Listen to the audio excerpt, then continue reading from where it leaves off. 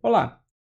Para implementar a funcionalidade da aba, nós precisaremos listar os nossos módulos. Quando nós implementamos aqui a app de aperitivos, nós já listamos os vídeos ordenados por um critério. Contudo, apesar disto estar presente por toda a documentação do Django, acessar diretamente o modelo da nossa view cria algumas complicações.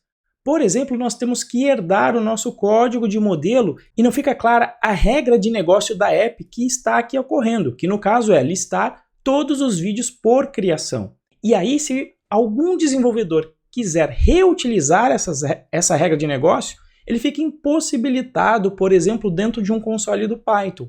Porque, como a regra de negócio está dentro da nossa view, você fica dependendo de um request.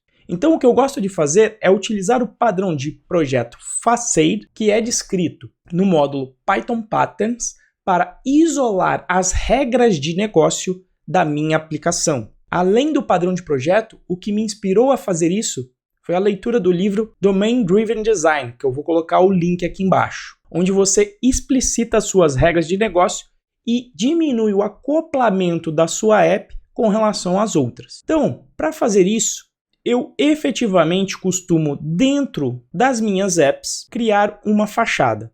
Um outro parênteses que cabe fazer aqui é que esta é uma organização que eu, Renzo, utilizo dentro dos meus projetos. Não é algo disseminado no mundo Django. Mas essa estrutura tem funcionado para manter a manutenibilidade dos projetos que eu desenvolvo. Então, quando eu crio a fachada aqui, eu vou até criar também um teste da regra de negócio que eu quero dentro dessa fachada.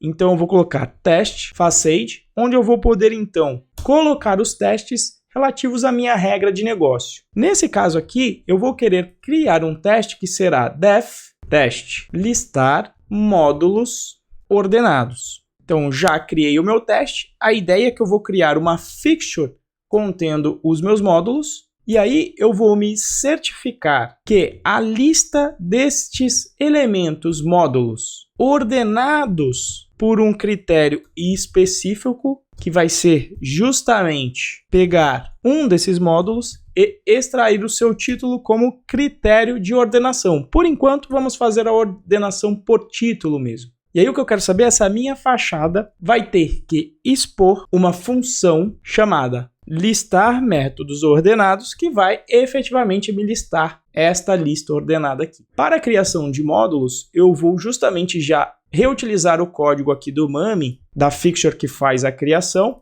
Vou copiar aqui para dentro da minha fachada, vou importar aqui o PyTest, vou importar o Mami, vou importar a classe módulo. Aqui eu vou criar cada um dos elementos de acordo com um critério. Então, por exemplo, eu posso alterar um atributo desse meu módulo, por exemplo, o título, colocando como parâmetro nomeado. E eu vou criar uma string S, que será esse título.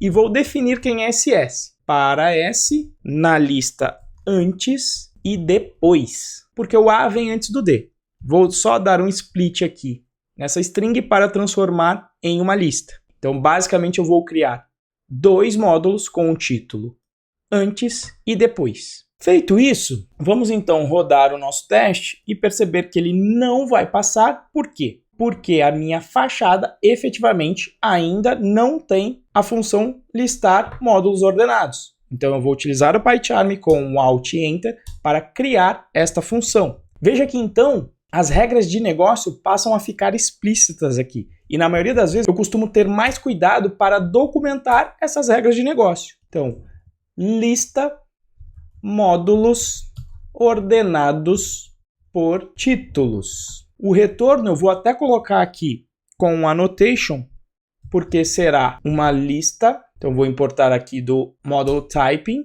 onde cada elemento dessa lista será justamente o nosso módulo. Ao rodar novamente, vamos conferir o que acontece com o nosso teste. Veja que justamente vem a lista com o módulo antes e depois. Como não estamos retornando nada, está presente aqui o none. Então vamos implementar isto, colocando um return list. Vamos pegar o módulo, acessar o manager objects, ordenar pelo critério título e pegar todos os elementos ali presentes. Vamos rodar aqui o nosso teste. Veja então que a minha regra de negócio passa. E neste momento, então, com o padrão de projeto, eu tenho as minhas regras de negócio da app isoladas e todo o código que tenha necessidade de acessar essas regras de negócio poderá simplesmente importar da fachada. Então fica muito mais explícito para quem for utilizar a minha app quais são as regras de negócio. Inclusive, você pode simplesmente importar esta função no console do Python e reutilizar sem nenhum problema.